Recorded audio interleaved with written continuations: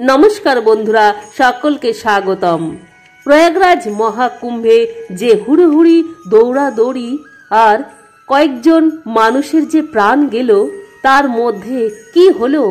স্বয়ং মহাদেব এসেছে।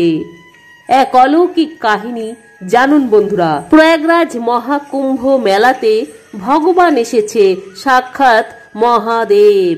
এই চমৎকার দেখে উপস্থিত ভক্তালু হর হর মহাদেব জয়ধ্বনি করতে লাগলো। মহাকুম্ভে প্রয়াগরাজে মৌনী অমাবস্যায় শাহী স্নানে কোটি কোটি ভক্ত, এর মধ্যে মহাদেবের এক ভক্ত আস্থা শ্রদ্ধা বাড়িয়ে তুলল। যখন ভক্তের সংকট আসে, স্বয়ং মহাদেব ওই সংকট দূর করতে চলে আসে। বন্ধুরা, যখন মহাদেবের ভক্তের কথা শুনবেন, তখন গা শিউরে উঠবে।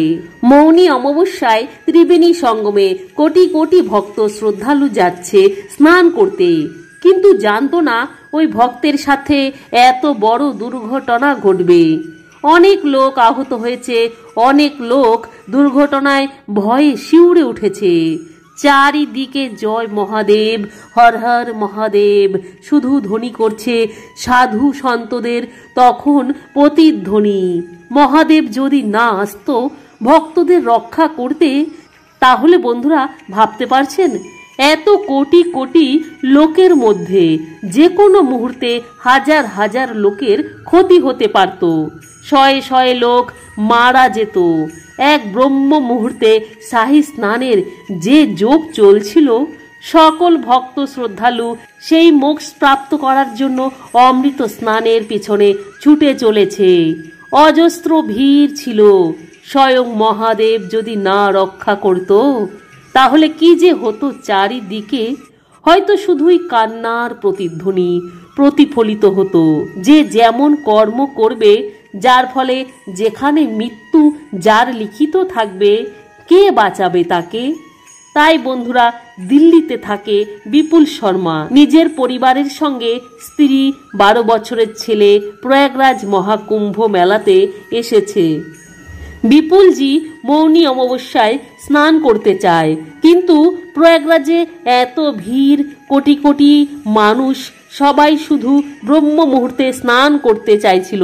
তাই সবাই নিজ নিজ জায়গা বানিয়ে রাতের বেলা ওই জায়গায় বিছানা লাগিয়ে সঙ্গমের কাছে ঘুমিয়ে পড়েছে।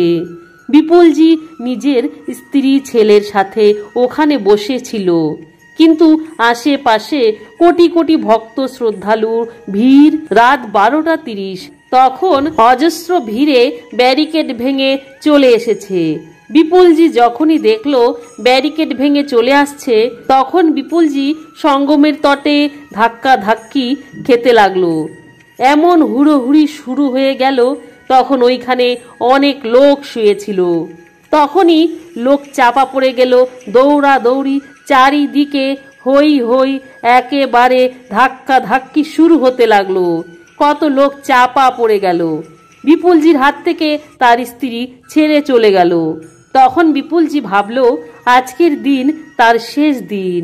তখন বিপুলজি তার বাচ্চাকে বাঁচাবে কি করে, তাই তার মাথায় চিন্তা। সঙ্গমের গঙ্গা মাটি নরম ছিল। তখন বিপুলজি ওই স্থানে পা পিছলে পড়ে যায়। তখন ওনার বাচ্চা পড়ে গেল। তারপর বাচ্চাকে ভিড়ের মধ্যে ধরে জাপটে রয়েছে। শুধুই ভিড়, অজস্র লোকের দৌড়াদৌড়ি, ধাক্কা। কত ভক্ত নিচে পড়ে গেল, কত লোক কষ্টে বাঁচাও বাঁচাও হর হর মহাদেব ডাকছে। অনেকে পদপিষ্ট হয়ে গেল। তখন বিপুলজি ভাবলো, সে আর বাঁচবে না, ছেলেকেও বাঁচাতে পারবে না। তখন বিপুলজি শুধু মহাদেবের নাম স্মরণ করতে লাগলো আর প্রার্থনা করছে, আমার যেন স্ত্রী সন্তানকে রক্ষা করতে পারি। তখন এক অঘরী সাধু আসলো। হঠাৎ বিপুলজির হাত ধরে ওঠালো আর বিপুলজিকে সুরক্ষিত স্থানে নিয়ে গেল। তখন ওই সাধু অনেক মানুষকে বাঁচালো। দাঁড়িয়ে দাঁড়িয়ে বিপুলজি দূরের থেকে দেখলো ওই সাধু অনেক মানুষকে ভিড়ের মধ্যে থেকে রক্ষা করছে, আর ওনার সাথে অঘরী সাধু অনেকেই ভিড় নিয়ন্ত্রণ করছিল। আর যখনই অঘরী সাধু ভিড় নিয়ন্ত্রণের জিম্মা নিল, তখন ধাক্কা ধাক্কি দৌড়াদৌড়ি কিছু সময় পর শান্ত হলো। তখন বিপুলজি তার স্ত্রীকে খুঁজে পাচ্ছে না। খুঁজতে খুঁজতে অস্থির হয়ে গেল। বিপুলজি অনেকক্ষণ খুঁজল। কিছুক্ষণ পর তার স্ত্রী কাঁদতে কাঁদতে আসছে। তখন বিপুলজির স্ত্রী যা বলল, তখন বিপুলজির মাথায় হাত পড়ে গেল। বলল, আমি কোটি কোটি মানুষের ভিড়ে পড়ে আমার অবস্থা খারাপ হয়ে গিয়েছিল, পদপিষ্ট হয়ে যাচ্ছিলাম। তখনই এক নাগা সাধু আমায় ভিড় থেকে রক্ষা করলো। তখন বিপুলজি বুঝতে পারল, এ কোনো সাধারণ নাগা সাধু নয়, ইনি দিব্য নাগা সাধু, সাক্ষাৎ মহাদেবের স্বরূপ। বন্ধুরা, এই কথা চিন্তার বিষয়। এত কোটি কোটি মানুষের মধ্যে যদি বাবা মহাদেব না আসতো, তাহলে হয়তো অনেক হাজার হাজার লোকের মৃত্যু হতে পারত। তাই কিন্তু বন্ধুরা, সাধু বাবাদের নিয়ে অনেকের মনে অনেকের নানা রকম প্রশ্ন জেগে উঠে থাকে, কিন্তু আমাদের সকল প্রশ্নই মনের মধ্যেই রাখা উচিত।